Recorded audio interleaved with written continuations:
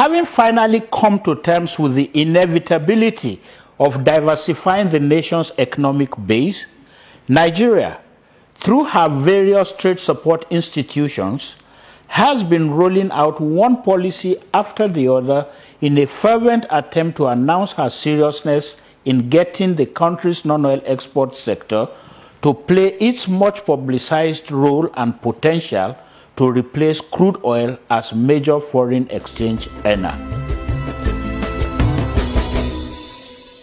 The Nigeria Export Promotion Council (NEPC), the Nigeria Export-Import Bank (NEXIM), and the Central Bank of Nigeria (CBN), between them and individually, have come out with various policy instruments, packages and programs to resuscitate non-oil exports and reposition the sector as a viable alternative to crude oil. Today on the program, we shall be taking a look at some of these recent programs and policies with a view to assessing their potency and capacity to attain the objectives for which they were set up. Welcome to Export Digest, your #1 program that periscopes the non-oil export sector with a view to highlighting the opportunities therein and appropriating strategies to harness these opportunities. We also seek to identify and proffer solutions to challenges in the non-oil export sector. I am Femi Boyede. Our focus for today is sustainable export development and what we must do to attain it. The leading agency for the development and promotion of non-oil exports from Nigeria, the Nigeria Export Promotion Council, appears to have set the pace in reacting to the crumbling fortunes of crude oil. The Council, in late 2015, came up with an elaborate plan to reposition the country on the path of economic greatness by deliberately and completely shifting attention and energy away from crude oil. The Council's Zero Oil Plan has been presented to all relevant stakeholders in Nigeria as well as internationally. State governors, captains of industry, including Aliko Dangote, the president of the Africa Development Bank, Nigeria-born former Minister of Agriculture Akinwumi Adesina, ambassadors and high commissioners, etc., have all been sensitized on the plans of the Council to make Nigeria a zero-oil dependent economy.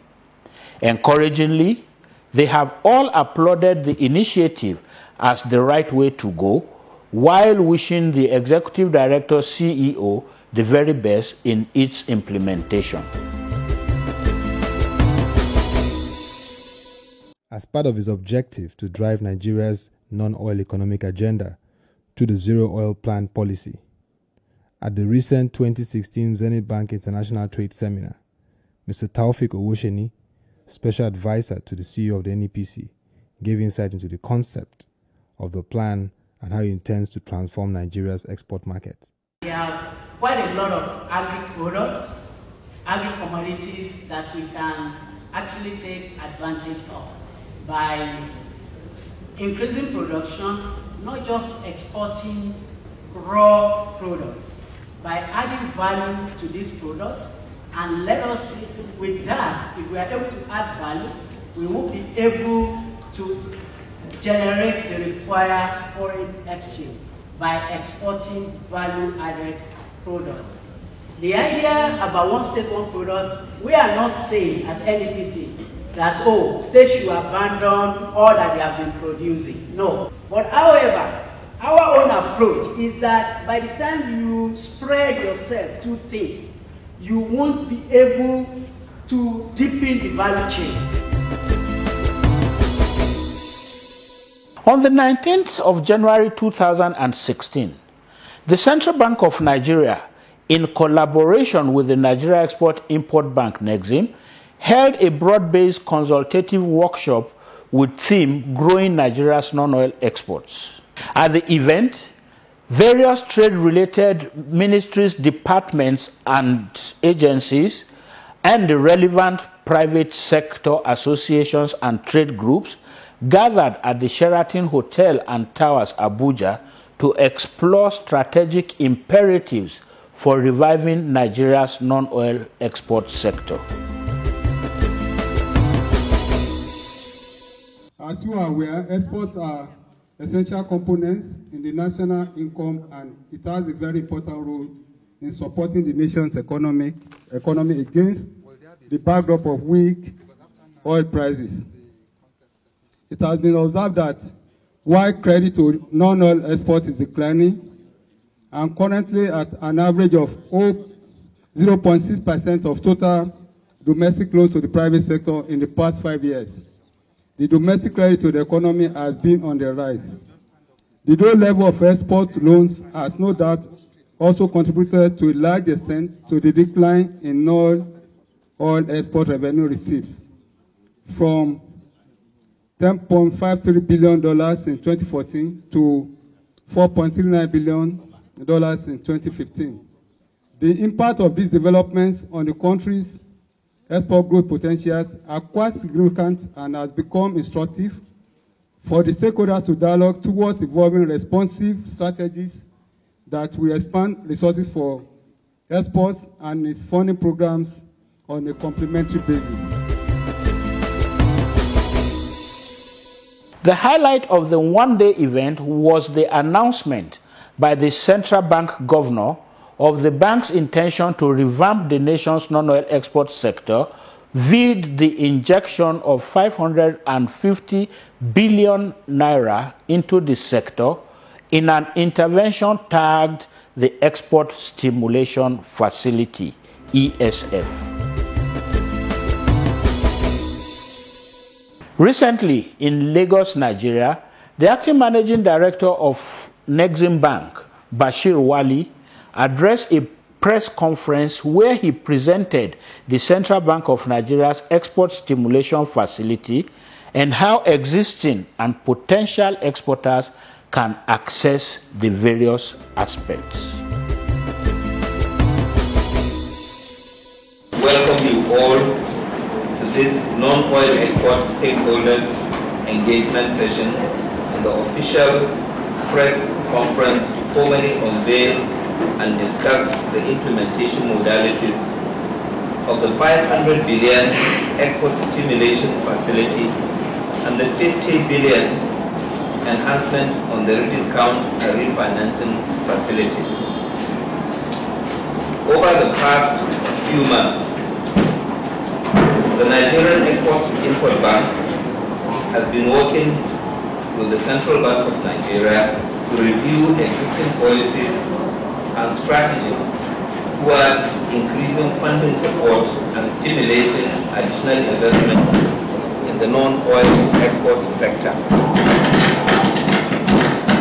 During the course of this review, we have had calls to meet with various stakeholders, including exporters, commodity associations, bankers, and the organized private sector, as well as other relevant government agencies, to obtain their strategic inputs and share perspectives while achieving our common objective of diversifying the Nigerian economy, as well as improving and broadening the contribution of the non-oil export sector to our national development.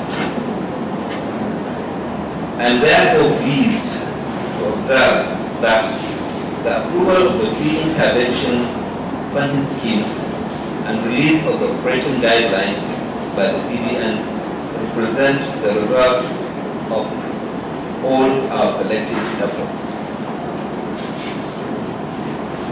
Ladies and gentlemen, it is expected that with the release of the guidelines and commencement of the schemes, the Nigerian exporters and export-oriented businesses will now seize the opportunity to expand and upscale their operations while boosting the current low contribution of non-oil exports, which has remained at about 5% over the years. The private sector has also been contributing its own efforts as Nigeria's leading crusader and consultant on non-oil exports, Koinonia Ventures Limited, organized a one-day comprehensive export readiness workshop and exhibition at the Lagos Sheraton Hotel to underscore the importance that non-oil export development and diversification have now assumed in national economic framework. The KVL event attracted the most serious players in the sector, both nationally and internationally. It's now or never. This is the time to take action. This is the time to map out strategies. This is the time to build capacity to get what is an important job done today. Nigeria is very richly blessed. I think if we compare ourselves to our neighbors and to the rest of the world, I throw a challenge to us today to identify up to 5 countries that have more in terms of resources than Nigeria does. And I think this presents a unique platform for us to develop what I'd like to call an ambidextrous economy. Oil is not a villain. Oil in itself, I think what we haven't done enough of is to develop other sectors of the economy. And if we talk about ambidexterity, that requires that you're able to use both your left and your right hand equally.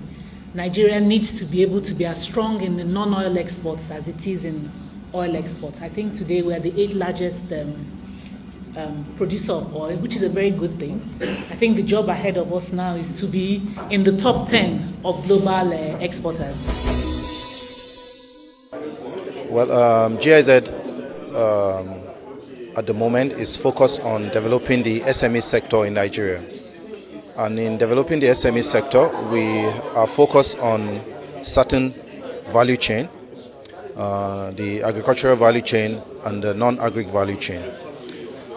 In order to promote the Nigerian product, it's essential that you focus on our strength. And our key strength or our potential lies in the agric sector.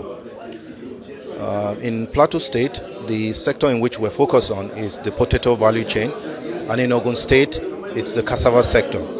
You agree with me that there's a need for these sectors to actually meet the quality requirements. And as such, we're ensuring that there's a proper packaging, there's a proper quality in terms of this product so that they can meet the market requirement within the region.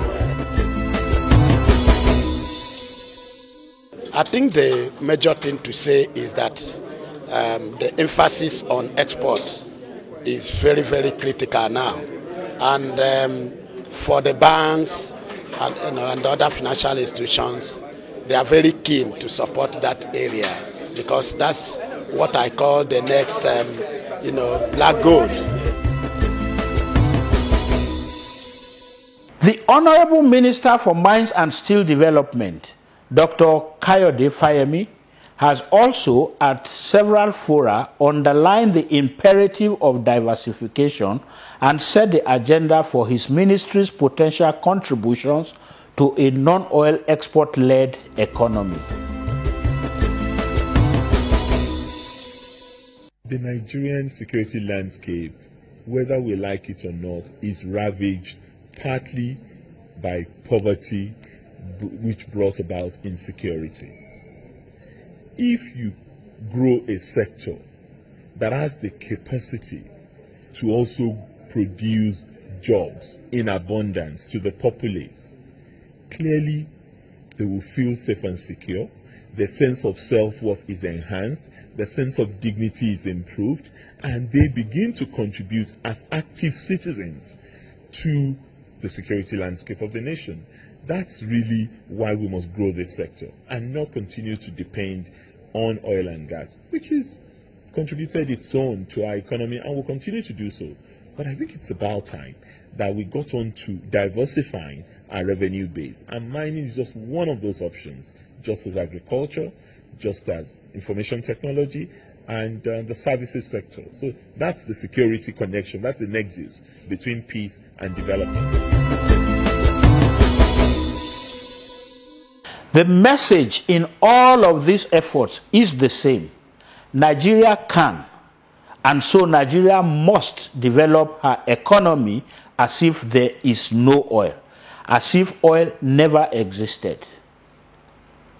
The question that is burning us on Export Digest, however, is whether these efforts can ever yield the desired result if continued on the current individualistic basis, as the Vice President would say, on silo basis.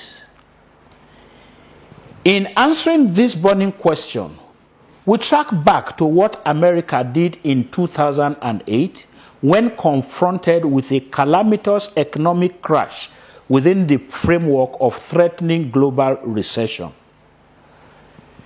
The country's president, Barack Obama, immediately initiated the Obama Export Initiative that is now world acclaimed as the National Export Initiative.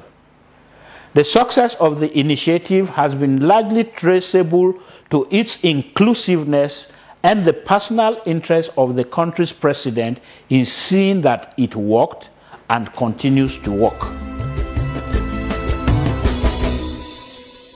The best way we know to compete and win in the global marketplace is by doing what we do best, harnessing the talents and ingenuity of our people to lead the world in new industries.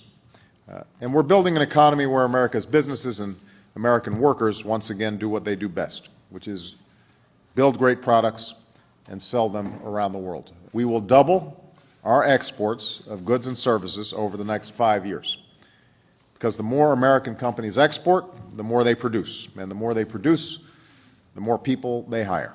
And that means more jobs. Good jobs that often pay as much as 15% more than average. The world wants to buy goods and services made in the United States, and our workers are ready to produce them.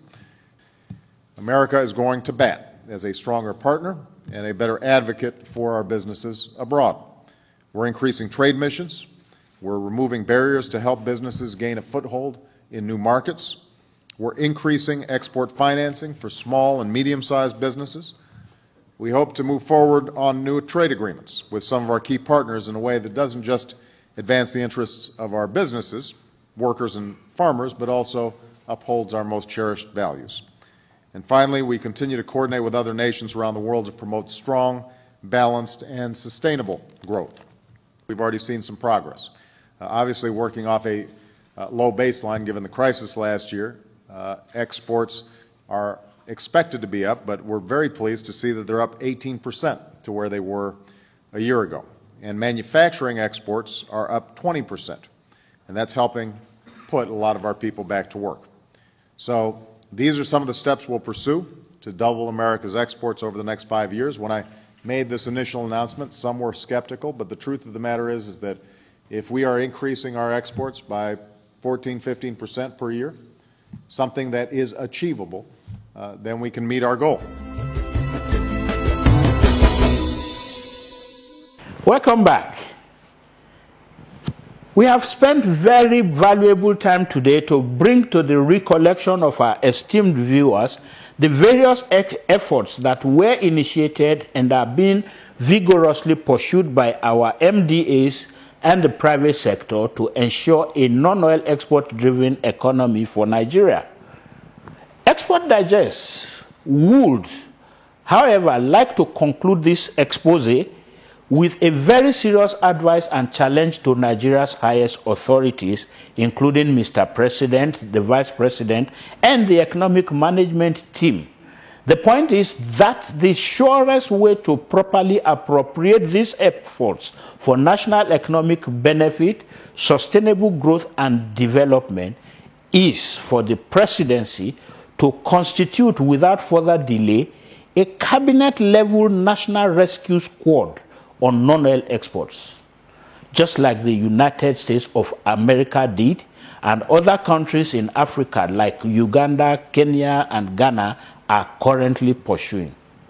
We humbly posit that the economic situation is serious enough for the President to conscript all relevant ministers and identified and selected private sector players in the sector into a team that will report directly to him via the Vice President who holds a brief for the economy, and on this initiative as regularly required. Export Tips will bring you, beginning from these episodes and for a few more to come, a step-by-step guide to export success as put together by the Center for the Development of Imports from Developing Countries, the CBI of Netherlands. Of course, we thank the agency for kind permission to use the material on this forum to enhance the capacity and export readiness of Nigerian exporters.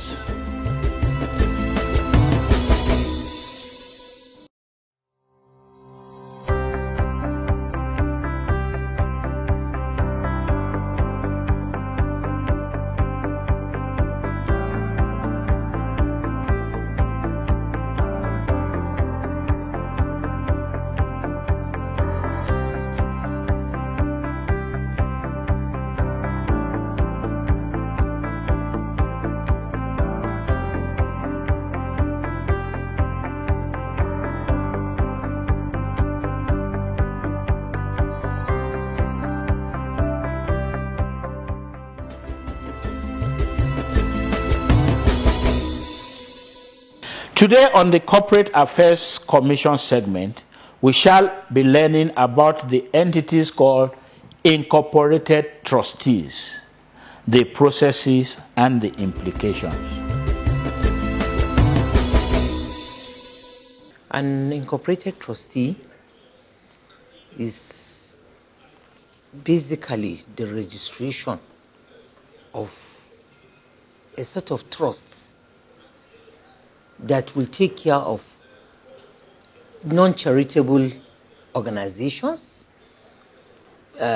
clubs, basically human relations. It has nothing to do with business. That's where it is different. The business arm of registration in Corporate Affairs Commission actually covers the Part A and the Part B.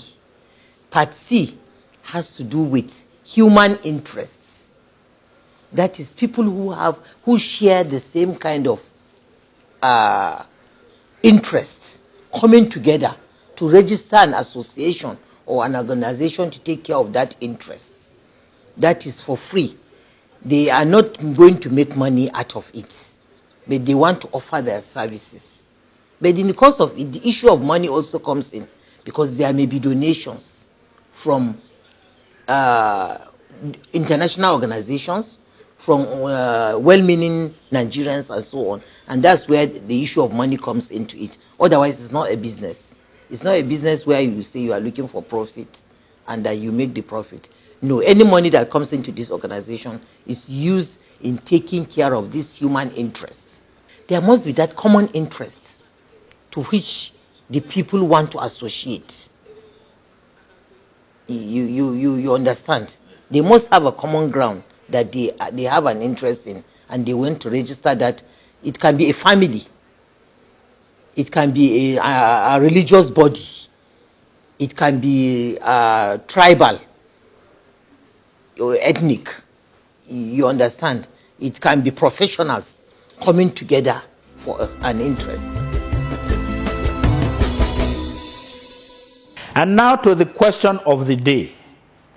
The first correct entry gets a prize courtesy of Newgate Hospital Foundation.